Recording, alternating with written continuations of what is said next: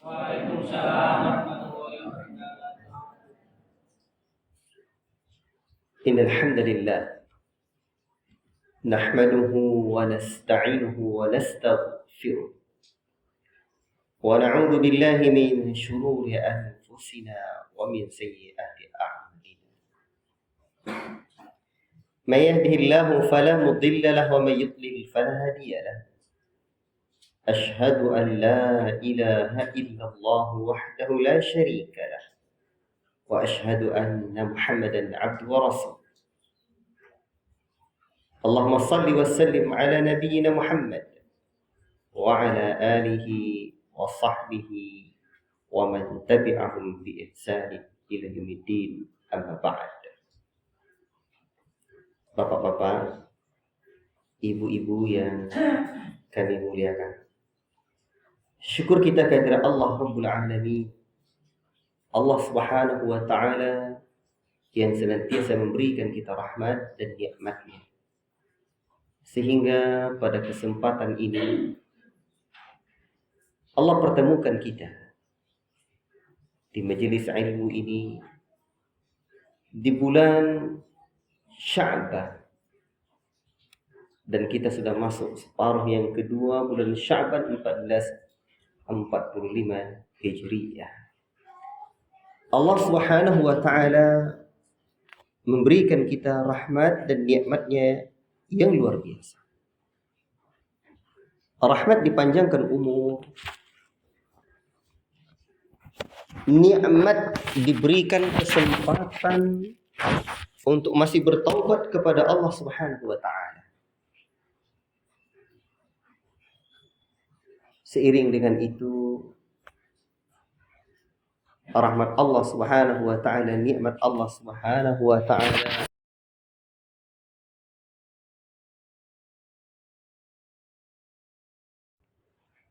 wa in ta'uddu ni'matallahi la tuhsuha. Sekiranya kalian hitung nikmat Allah, tak akan pernah bisa kalian menghitung. Betul, Pak? Saya selalu mengasih contoh. Coba lihat, alis mata kita rahmat Allah enggak? Betul? Iya toh? Ibu-ibu, alis mata kita rahmat Allah atau tidak? Nikmat Allah atau tidak? Nikmat Allah ya. Sekarang coba, pernah enggak kita menghitung atau tahukah kita berapa jumlah alis mata kita? Gimana kira-kira, Bu? Kalau tiba-tiba satu malam, di mana paginya setelah bangun subuh itu, begitu ibu-ibu ngaca, alis matanya hilang. Gimana? Hilang. Kira-kira malu nggak terlihat oleh suaminya? Alis matanya hilang. Sebelah. Atau kedua belahnya, baik kiri, sebelah kanan. Alis mata istri panjenengan hilang, Mas. La ilaha illallah. Wa ma bikum min ni'matin faminallah. Apapun yang kita rasakan, apapun yang kita dapatkan, semuanya adalah dari Allah Subhanahu wa Ta'ala, dan tidak bisa kita menghitung rahmat Allah, nikmat Allah Ta'ala yang sedemikian banyak. Buktinya alis mata saja tidak tahu kita berapa jumlahnya, tapi kita mengakui alis mata kita nikmat Allah. Buktinya kalau alis mata kita hilang tiba-tiba, kita merasa sangat sedih sekali. La ilaha illallah. Makanya Allah Subhanahu wa Ta'ala tidak pernah suruh kita untuk menghitung nikmatnya, tidak ada. Karena kalaupun kita hitung, Allah Subhanahu wa Ta'ala sudah katakan la tuhsuha, tidak akan pernah bisa kalian hitung. Yang Allah Ta'ala suruh, pertama kita syukuri, la in syakartum la azidannakum wa la in kafartum inna adzabi lasyadid. Sekiranya kalian bersyukur atas nikmatku, niscaya akan aku tambah. Tapi kalau kalian kufur atas nikmatku, ingat, inna azabi lasyadid. Sungguhnya azabku teramat sangat dahsyat. La ilaha illallah. Dan yang Allah Ta'ala suruh lagi apa? Fa'amma bini'amati rabbika fahaddith. Adapun nikmat Rabbmu itu maka ceritakanlah. Bukan dalam rangka berbangga-bangga, tidak dalam rangka menunjukkan rasa syukur kita atas nikmat Allah. Nikmat bertambahnya umur dari Sya'ban tahun lalu hingga Sya'ban tahun ini, nikmat, betul? Nikmat Allah. Nikmat Allah. Luar biasa. Dan Allah masih pertemukan kita nikmat Allah. Di saat yang sama banyak saudara-saudara kita yang sudah mendahului kita, yang hari ini tulang belulangnya mulai rapuh di dalam kuburan. Ruhnya telah menempuh alam kubur. La ilaha illallah. Maka nikmat Allah Ta'ala ini kita syukuri.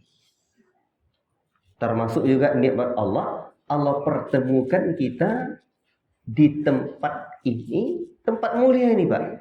Karena kata Nabi, idza marartum bi riyadil jannah farta'u. Apabila kalian lewat di taman surga, maka nikmati taman itu. Para sahabat bertanya, apa itu riyadul jannah ya Rasulullah? Halaqud dzikir.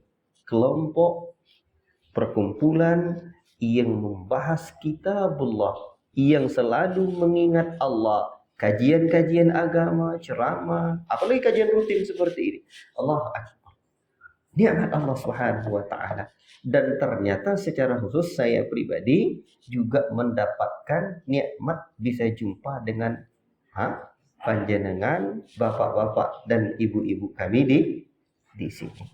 Saya tadi juga ibu-ibu sama istri. Mungkin masih dalam mobil, tadi anak tidur. Sebentar lagi insya Allah jumpa ibu-ibu insya Allah. Saya jadi jauh. Tadi jumpa Ustaz Amrullah, ada acara kegiatan ya. Dan beliau langsung minta saya untuk ngisi kajian di sini. Saya dari seberang sana. Dari Pulau Sumatera. Beliau siapa tadi Ustaz? Ustaz Rafi. Beliau dari Padang. Dan saya dari Riau. Jadi saya orang Riau Ibu ya. Alhamdulillah saya sekarang sudah sekitar 2 bulan di Pulau Jawa. Dari sananya bawa mobil. Jadi keliling bawa anak istri. Istri 1, anak 5 bawa pergi. Ya. Keliling belajar, studi banding, dan di sana kita ada pondok pesantren, jadi belajar dari pesantren ke pesantren, ya, lihat bagaimana program-program pesantren agar kita kembangkan, dan kita juga nyari ilmu, ya, seperti apa, bagaimana dibuat di Pulau Jawa, mungkin kita juga bisa contoh kita kembangkan di sana, dan pesantren kita di sana ada beberapa tempat, dan juga dakwah-dakwah di kampung-kampung, di pedalaman-pedalaman, bahkan juga suku animisme yang masih belum punya agama ya dalam keyakinan dan pengamalan mereka. Baiklah, nama saya Firdaus. Nah, inilah yang kadang risau. Kalau dipikir-pikir sedih. Kalau Bapak, Pak, kalau setelah mati nanti akhir kehidupan cerita anak manusia ini hanya surga dan neraka. Nggak ada satu tempat di antara 2 tempat itu, nggak ada. Jadi kalau Bapak nanti kagak masuk surga, nama Bapak juga nggak nama surga. Ini masalahnya saya, sudahlah nama surga, kalau nggak masuk surga, gimana toh? Maka itu doakan saya. Dan saya bukan orang yang paling baik di antara bapak-bapak. Kesempatan ini kita bahas, Ramadan sudah dekat. Ya. Ini sekedar mengingatkan bapak-bapak kami, panjenengan yang sudah sering mendengarkan ceramah-ceramah tentang Ramadan ini. Bapak Ibu yang dimuliakan oleh Allah Subhanahu wa taala dan disayangi Rasulullah sallallahu alaihi wasallam. Nabi sallallahu alaihi wasallam pernah menyebutkan dalam riwayat Al-Imam An-Nasa'i dari sahabat Abu Hurairah radhiyallahu taala anhu. Atakum syahru Ramadan. Telah datang kepada kalian bulan Ramadan. Syahrun mubarak, bulan yang diberkahi. Faradallahu alaikum siyamahu. Allah Ta'ala fardukan, wajibkan kepada kalian berpuasa.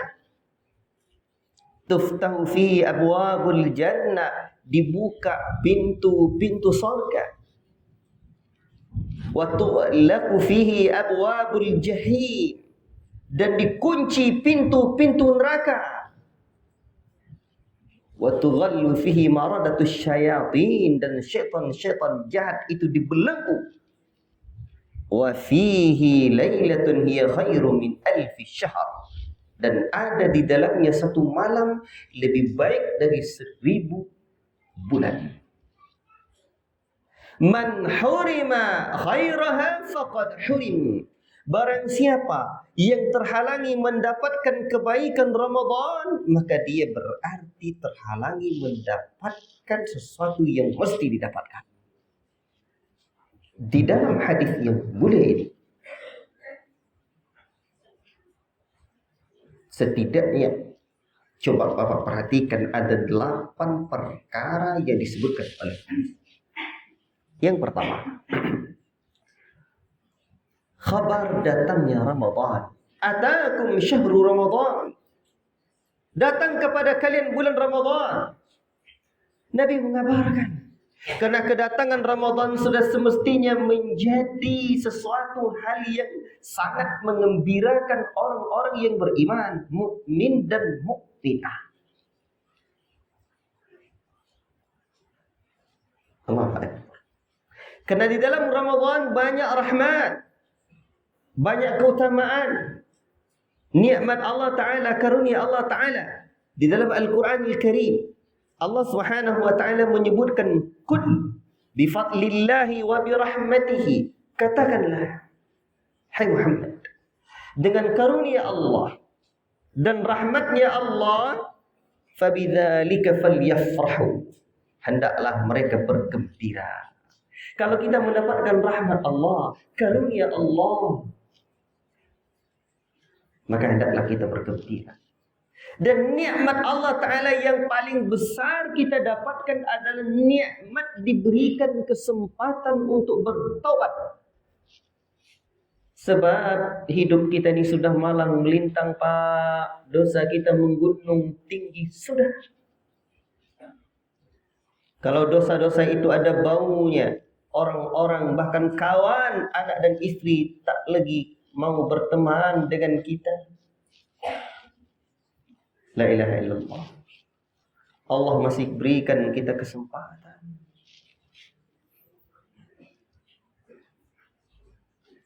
Bapak, Ibu yang dimuliakan Allah Subhanahu wa Ta'ala. Huwa khairum mimma yajma'un. Rahmat Allah, karunia Allah berupa petunjuk Al-Quran, itu lebih baik dari apa yang mereka kumpulkan, lebih baik dari pernak-pernik dunia ini. Rumah kita yang bertingkat-tingkat, mobil kita yang mengkilat, uangnya berlipat-lipat, punya istri 4. Lebih baik karunia Allah dari semua itu.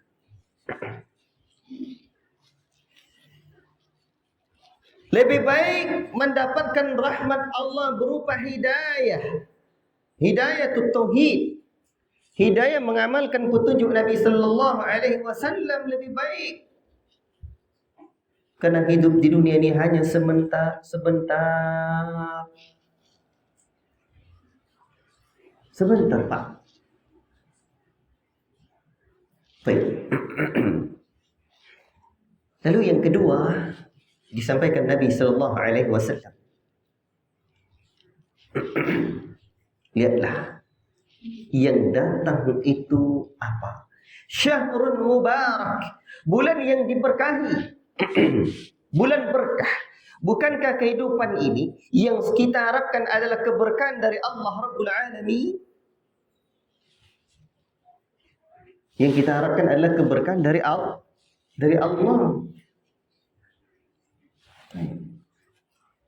Bapak Ibu yang dimuliakan oleh Allah Subhanahu wa taala. Kalaupun banyak dapat nikmat tapi gagal barakah. Bisa-bisa merasa diri kita mendapatkan sesuatu yang membuat kita terasa kiamat. Bukan malah terasa nikmat tapi mendapatkan sesuatu yang membuat kita terus melaknat. La ilaha illallah. Makanya orang kalau bikin usaha dibuatnya usaha apa misalkan? Usaha berkah. Kita sendiri juga sudah paham bahwa keberkahan itu adalah sesuatu yang mesti kita cari. Dan ternyata Ramadan adalah bulan yang diberkati. Allahu Akbar. Tidakkah kita sambut? Mestilah kita gembira. Allah kasih kita kesempatan. Faradallahu alaikum siyama, Allah Ta'ala fardukan, wajibkan kepada kalian berpuasa. Di dalam ayat Al-Quran yang sudah sering dan kita dengar dan kita hafal. Ya ayyuhalladzina amanu kutiba alaikumus siyam kama kutiba alal ladzina min qablikum la'allakum tattaqun. Sudah hafal kan? Sudah sering, sudah di luar kepala kita. Wahai sekalian orang-orang yang beriman. Siapa yang dipanggil Allah? Orang-orang yang ada dalam hatinya iman. Makanya ayat yang seperti ini para ulama ahli tafsir menyebutkan dengan nama nida'atul rahman li ahli iman. Panggilan ar-Rahman kepada orang-orang yang beriman. Yang dipanggil orang-orang yang beriman. Sekiranya Pak, kalau nama kita dipanggil, namanya siapa misalkan? Hah? Kalau di Jawa namanya panggilannya apa sih? Hah? Yang populer apa? Mas apa ya? Hah? Mas Tono gitu ya. Dipanggil Mas Ton, dia tentu akan menyahut. Atau yang dipanggil itu mirip dengan nama istrinya. Dia tengok kiri, tengok kanan. Perasaan tadi istri saya dipanggil, padahal cuma nama orang yang mirip dengan nama istri. Kenapa dia seperti itu? Karena nama yang dipanggil itu ada kaitan dengan dirinya. Maka sekiranya iman itu bersemi indah di dalam hati, tumbuh di dalam kalbu kita, terhujam di dalam sanubari, tentulah kita terpanggil dengan panggilan Ar-Rahman. Dan Allah panggil dengan panggilan kasih sayang. Wahai orang-orang yang beriman. Allah Akbar. Kalau kita dipanggil oleh ayah kita, kita nyahut. Kalau kita dipanggil oleh Pak Bupati kita, nyahutnya cepat. Dipanggil oleh gubernur ya. Atau nama panjenengan disebut, Masya Allah. Orang beriman itu orang-orang yang baik-baik. Wahai orang-orang yang baik-baik. Allahu Akbar. Dan ini bapak-bapak, yang memanggil adalah Allah Rabbul Alamin, Sang Pencipta kita. Itu isi saya datang Ibu. Itu ya. Kalaupun pakai cadar itu bukan teroris itu. Masya Allah. Ibu-ibu yang dirahmati oleh Allah SWT, yang memanggil Allah. Kutiba alaikumus siyam, diwajibkan kepada kalian berpuasa. Sebagaimana diwajibkan kepada orang-orang sebelum kalian. Orang-orang sebelum kita, umat-umat sebelum kita juga sudah diwajibkan berpuasa. Kenapa? Karena puasa ini adalah bulan yang diberkahi oleh Allah.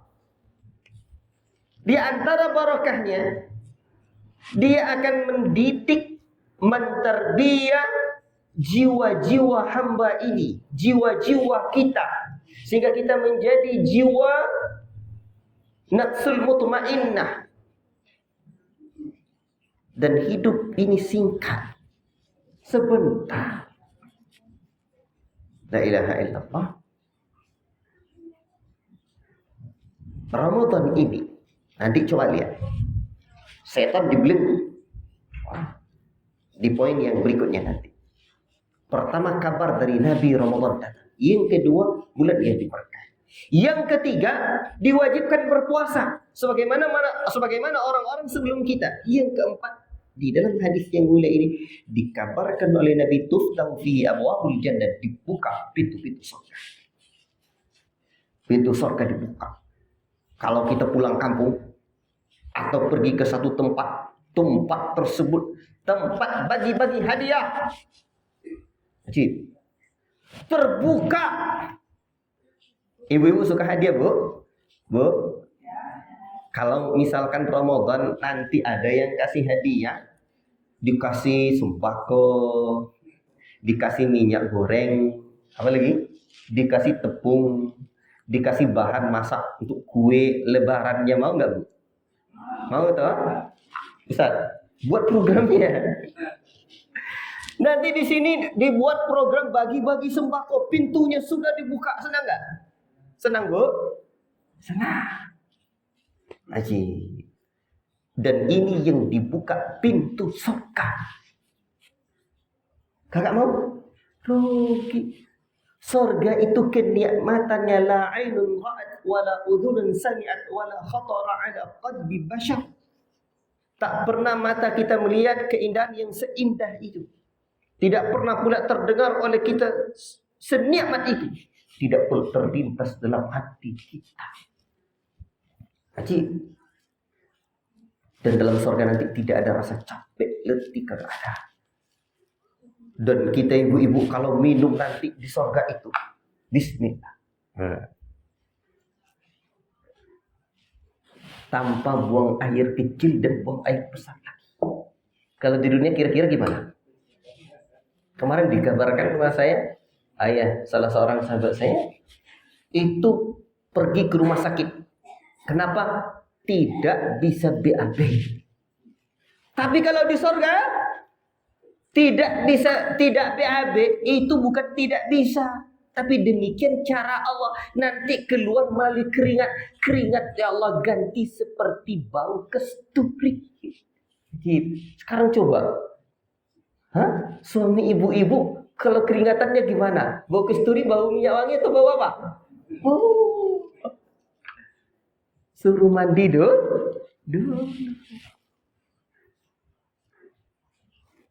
Surga Allah buka pintunya dalam bulan Ramadan. Tidakkah kita ingin masuk melalui pintu itu?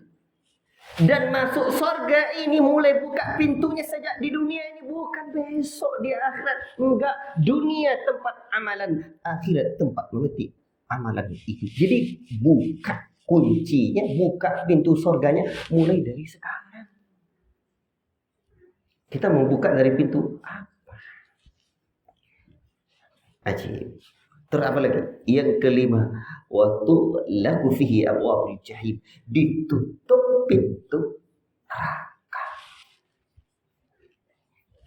Sudahlah pintu neraka ditutup, pintu surga dibuka, tidakkah kita manfaatkan? La ilaha illallah. Pintu-pintu malapetaka ditutup, ini pintu kebaikan dibuka. Bahkan yang keenam, wa tughallu fihi maradatus syayatin, syaitan-syaitan dibelenggu.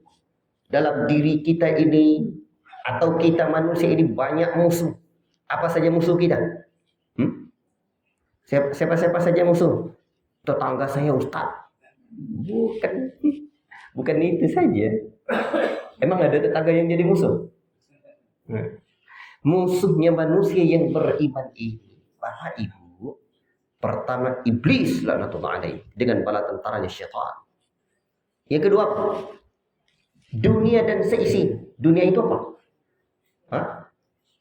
Dunia itu apa? Dunia, harta, tahta, Kalau yang perempuan, masa wanita lagi? Berarti harta, tahta, cinta. Wah, kalau perempuannya suka lelaki. Kalau sebut wanita, kalau perempuannya lelaki. Berarti harta, tahta, cinta, tambah satu lagi paket data. Ibu-ibu sibuk apa? Bikin Facebook Pro. Itu dunia yang menipu. La ilaha illallah. Itu musuh kita. Terus apa lagi? Orang-orang kafir, orang-orang munafik, Yahudi dan Nasara. Tapi ada musuh yang tidak tampak, namun yang paling dekat dengan kita. Apa itu? Hawa nafsu. Inna nafsa la'ammaratun bisu. Hawa nafsu itu senantiasa memerintahkan untuk berbuat keburukan. Makanya, Assalamualaikum. Ini udah lanjut saya. Jadi Ramadan, hawa nafsu kita diterbiah. Syaitan dibelenggu. Ini banyak penafsiran para ulama, tapi yang jelas di antara penafsiran mereka, kita mudah mendidik hawa nafsu kita. Sebab musuh kita, syaitan-syaitan jatuh dibelenggu. Hawa nafsu kita. Dan hawa nafsu ini para ulama membagi. Ada nafsu ammarah, ada nafsu lawamah, dan nafsu yang orang-orang mukmin yang diridhai oleh Allah adalah nafsul mutmainnah. Pak, di hari akhirat kelak kita baru tahu bagaimana pentingnya memiliki nafsul mutmainnah. Yauma la yanfa'u malu wala banun illa man atallaha biqalbin salim. Hari akhirat kelak tak bermanfaat lagi harta kita yang banyak. Anak kita juga tidak bermanfaat kecuali harta yang kita serahkan untuk Allah dan tabung untuk akhirat, kecuali anak-anak yang kita didik dengan didikan agama Allah Ta'ala. Semua harta pernak-pernik dunia ini tak bermanfaat. Illa man atallaha. Kecuali orang-orang yang datang kepada Allah dengan hati yang salim. Dengan hati yang selamat. Selamat dari syirik. Selamat dari iri, dengki. Selamat dari dendam, kesumat. Selamat dari fitnah dunia. Qalbun salim adalah milik orang-orang yang memiliki nafsul mutmainnah, jiwa yang tenang. Dan kita tak hidup di dunia ini pasti mati, betul? Mati itu apa? Mati sesuatu yang paling dekat dengan kita. Coba lihat lampu. Lampu ini sekarang hidup, betul? Coba ditekan kontaknya, jangan mas, contoh aja. Tak berapa jarak antara hidup dan matinya? Sebentar. Padahal yang pegang kontaknya bukan Ustaz Rafi, tapi malakul maut atas perintah Allah. Makanya para ulama menyebutkan rahasia Allah tentang kematian. Ada beberapa hal. Yang pertama, kapan waktunya kita tidak tahu. Tak tahu. Ada yang bisa jamin Pak hidup 1 tahun lagi? Ada? Wah. 1 bulan aja deh. 1 bulan. Ayo coba cium tangan. Ada yang tahu, punya ilmu gaib, tahu hidupnya 1 bulan lagi? Ada? Ada. Kita kurangi saja 7 hari, 7 malam. Saya bisa tahu ilmu terawang, saya hidup 7 hari, 7 malam lagi. Semua anak, semua istri dikumpulkan. Atau kalau perlu mantan istri dikumpulkan dulu. Nah, dah. Kalau ada orang seperti itu mudah, dia minta maaf. Kumpulkan dan tidak bisa makan dia lagi tuh. Maunya ibadah. Sekarang nggak bisa 1 pekan, 1 hari doang. Coba, ada yang bisa jamin hidup 1 hari lagi? Nah, jangankan 1 hari, 1 jam pun, jangankan 1 jam pun, sepulangnya kita dari tempat ini, sepulangnya kita bisa jumpa dengan Ustaz Amru, tidak ada yang bisa jamin kita bisa hidup lagi. Allah Ta'ala katakan, فَإِذَا جَاءَ أَجَلُهُمْ لَا يَسْتَأْخِرُونَ سَاعَةً وَلَا يَسْتَقْدِمُونَ. Apabila datang ajal manusia, tidak dapat diundurkan dan tidak dapat dimajukan sesaat pun. Begitu dekat rasa ajal, kita minta, tolong deh malaikat, anak saya bisa kembali dulu, anak saya ada di Malaysia, anak saya ada di Jakarta. Tunggu 1 menit aja. Tak bisa. Mau nelpon dulu, mau pamitan sama anak. La ilaha illallah. Rahasia Allah yang pertama. Rahasia Allah yang kedua tentang kematian apa? Di mana tempatnya kita tidak tahu.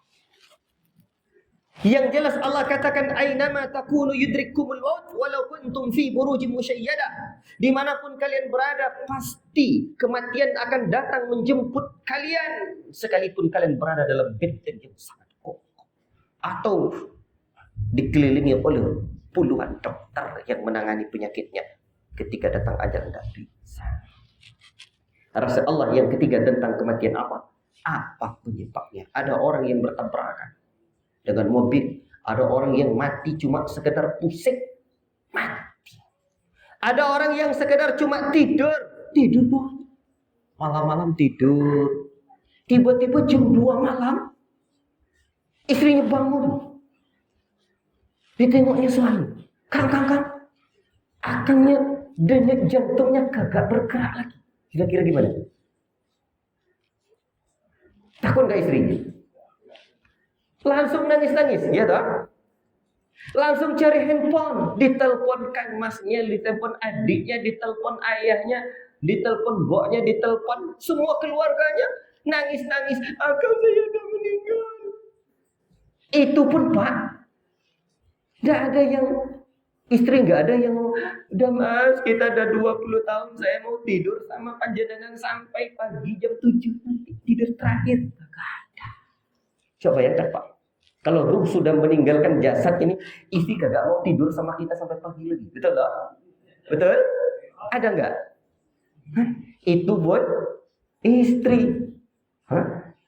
Istri suami duluan yang wafat ya. Kalau suami istri duluan yang meninggal gimana? Belum lagi mati istrinya masih sakit sudah diantarkan rumah mertua, betul? Jangan jawab betul. Baik, itulah kita Pak. Maka rahasia Allah yang keempat tentang kematian adalah mati dalam keadaan ridho, diridhoi Allah atau tidak. Itu menjadi rahasia Allah. Yang ada hanya tanda-tanda husnul khatimah dan tanda-tanda su'ul khatimah.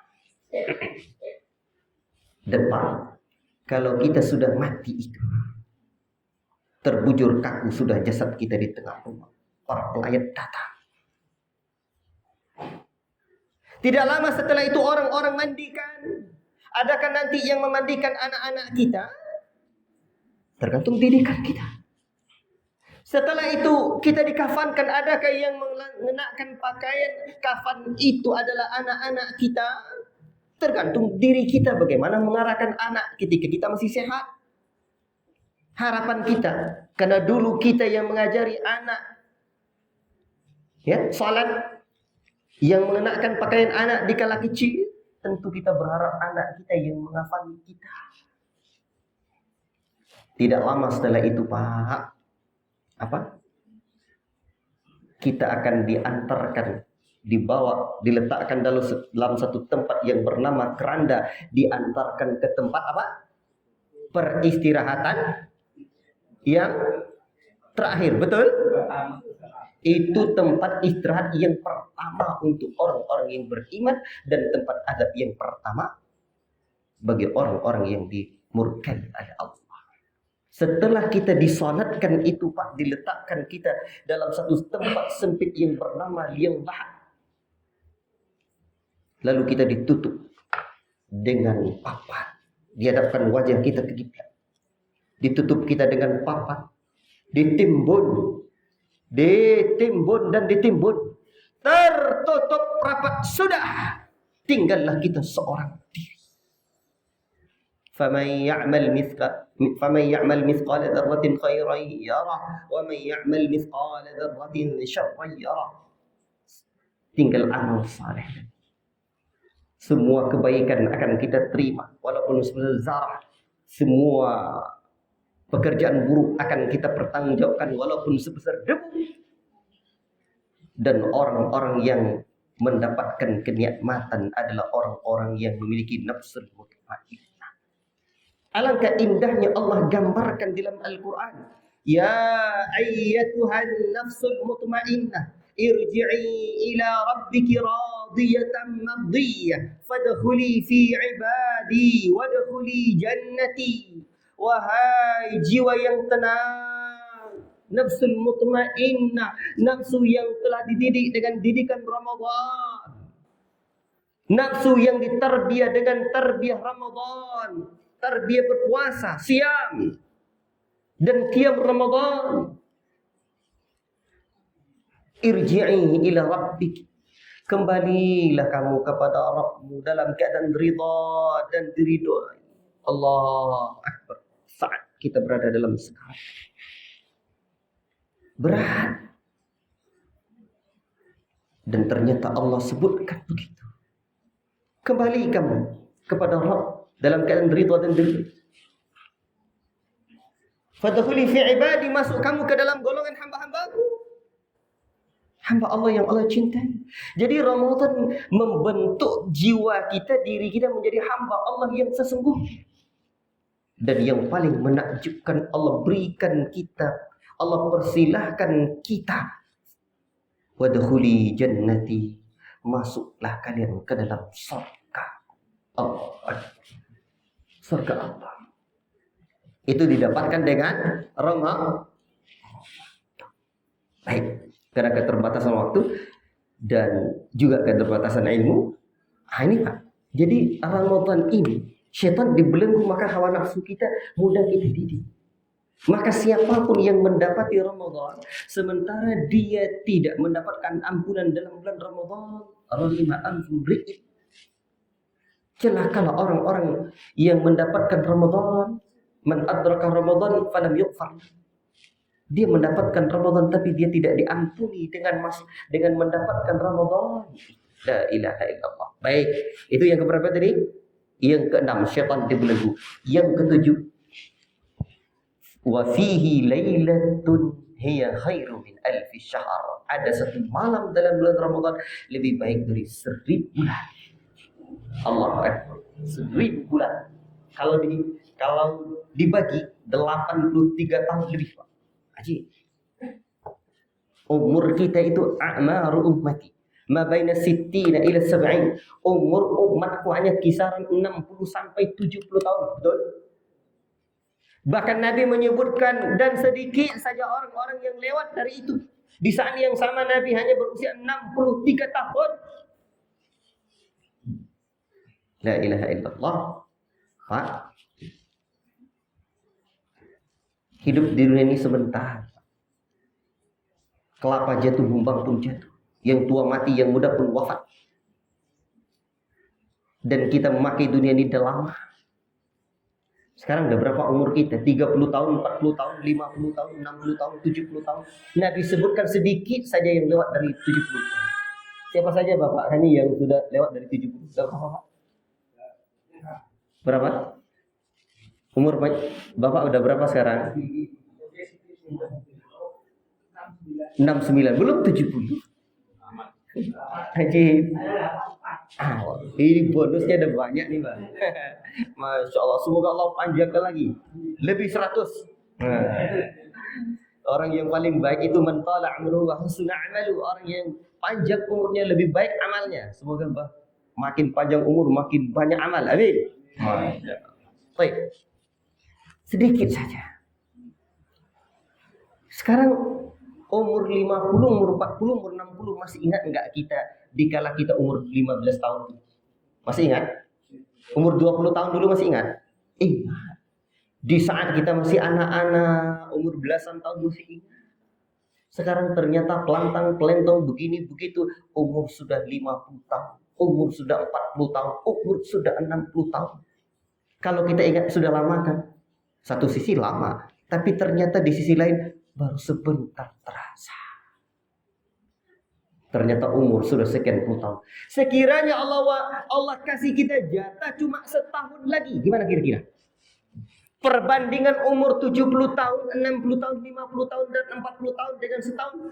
Berapalah usia 1 tahun dibandingkan dengan usia puluhan tahun yang sudah kita habiskan? La ilaha illallah. Sebentar lagi. Padahal tadi kita sudah sebutkan, tidak ada yang bisa jamin hidup 1 tahun lagi. Tidak ada. Allahul musta'an. Maka kita perlu sadar. Ini kesempatan kita Ramadan ini. Man hurima khairaha faqad hurim.